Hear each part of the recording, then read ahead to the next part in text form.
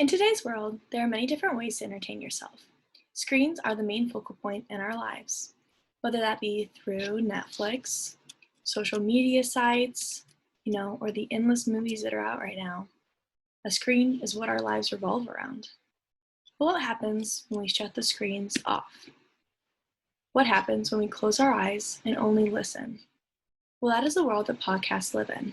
So today, and for the next 10 minutes, I want you to look solely at this black slide as I take you through the ways and things that you need to develop your very own successful podcast about true crime. Now, I know what you're thinking, oh gosh, not another thing dwelling on just the worst people alive. That makes me upset. There's so much more to true crime podcasts that they can offer. If done correctly, they can curb your fears, introduce you to the parts of the world and humans that you should look out for, and most of all, inform you. But in order to achieve this goal, in order to entertain, inform, and to capture an entire audience, I must first show you how to make each aspect of a successful true crime podcast, starting at the very beginning. If I were to ask you what the most important part of a relationship is, most of you guys would say basic answers, such as respect, love, or trust. The last one is the one we'll focus on the most. At the start of any successful relationship, you want to make sure that you can trust the other person.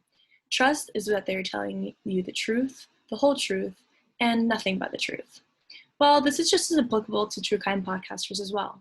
The audience needs to trust the speakers. They need to make sure that they're telling them the facts, the whole facts, and not withholding any information from them whatsoever. Every fact told about a case should be fact-checked time and time again to ensure that you do not tell the audience something that isn't true, as this can lead to distrust and a lost subscriber. Even further, the audience needs to have a relationship with the podcasters. This relationship is what will keep them coming back every week, time and time again, to listen to the show. There are some easy ways to do this. You can start off, by introducing yourself time and time again until your name flows off their lips as easily as the name of a family member. Here's an example of one of the top 5 true podcasts doing this from Crime Junkie. Hi, Crime Junkies. I'm your host, Ashley Flowers. And I'm Britt. And today I want to tell you all about a woman whose life in a small Rust Belt town was brutally stolen from her just as she was working to make positive changes and build a better future for her and her daughter. Another way to do this is to spend a good portion of the first part of your show talking about the audience, about updates in your life. Updating your audience on even the smallest part of your life or an anecdote will make them feel so much more connected and attached to you. A good example of this is from My Favorite Murder, as they talk about updates in their personal life and the world for the first 30 minutes. But here's just a short clip of that. Hello, and welcome to My Favorite Murder. That's Georgia Hardstar. That's Karen Kilgariff. We're here to tell you some things. Some thoughts, some feelings. You know what we're going to do? We're going to podcast at you. Absolutely. That's what podcasting is. Some doubts, some epiphanies, some TV viewing, some observations out our front windows. Do you know what I was just doing? Speaking of front windows, I just did something I've done maybe a handful of times during quarantine. Can I guess? Okay. Did you do like a leg show in the window for your neighbors? Kind of. I danced. Really? Tell us why. Tell us how. I don't know.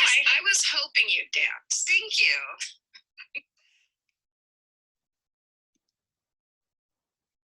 Another important aspect of a successful true crime podcast is finding a story that you can give a unique perspective on. There are a plethora of true crime podcasts out there, and each story has been told probably at least once before. While you think there may not have been coverage on a specific case, you must account for the fact that there are literally hundreds of true crime podcasts who weekly post, and that adds up really quick. Therefore, finding something that will make you stand out from the other tellings of the same story will lead your show to be chosen over competitors and be more successful. An example of this would be to have an interview with someone directly influenced or involved in the case. An easy example of this would be the following clip from Jensen or Holes, in which they speak with a detective who gave them insight to the case.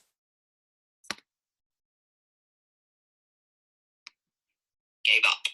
I think this is going to blow your mind. I hope you don't already.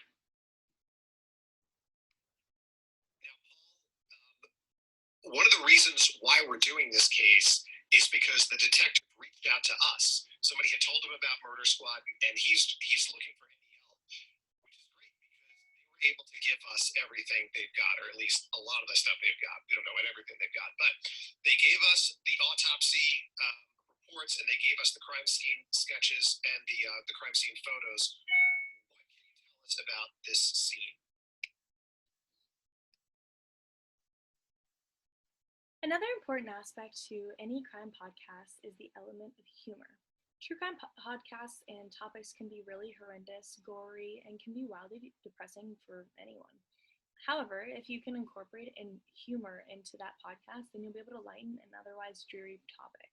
The top true crime podcasts all have their own different humor elements throughout, whether they be anecdotes, jokes, or mistakes that they can laugh over. There's always something to laugh about in the episode. Listen to this example from the clip of Red Handed, a top-rated true crime podcast in England.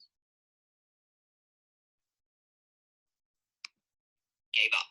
I think this is going to blow your mind. I hope you don't already know about this. There is a tradition in some parts of the UK of shin kicking competitions. And one of Johnny Vegas' uncle is a champion shin kicker.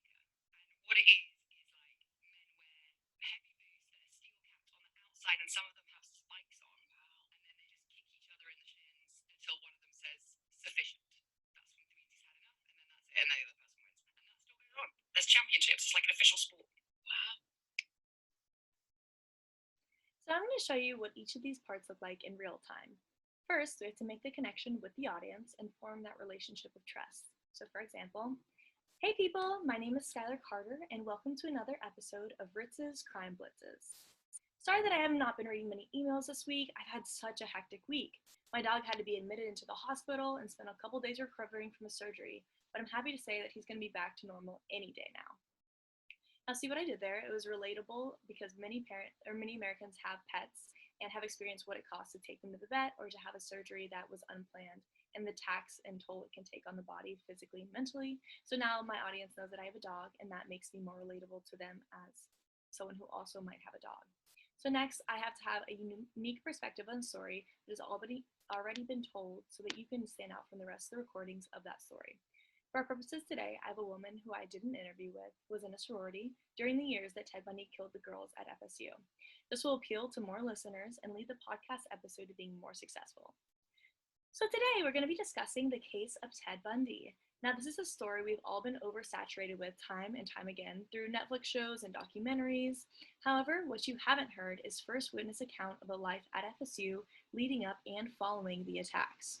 Today on our show, we have Jennifer on the line. Jennifer was a member and a resident of the Kappa Delta sorority during the time Ted Bundy was on campus. Even further, she was friends with one of the members of the Chi Omega at FSU who lived in-house and had been out with her earlier in that evening that the murders happened. After, she asked her friend if she wanted to stay the night with her, but her friend opted to go back to her own room in Chi Omega, where Ted Bundy snuck into the house later and killed her sorority. Here's Jennifer with her story. See what I did there? I addressed the oversaturation of Ted Bundy in the true crime discussion and showed how my show would give a different approach than the others, ultimately showing that this is the reason they should choose my podcast over others.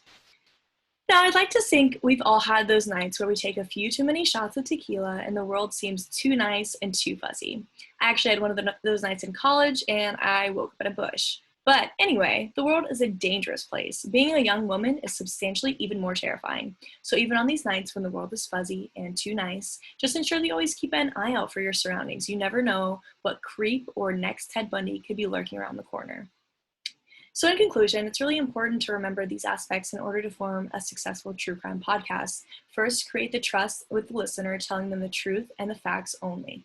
Second, establish a relationship with the audience through telling them personal facts or even saying something that will relate to them a little bit more.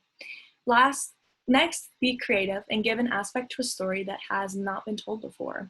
And lastly, be funny. True crime podcast is brutal, and bringing even the slightest bit of smile with the reader or listener will be the emotional break they may need throughout the episode.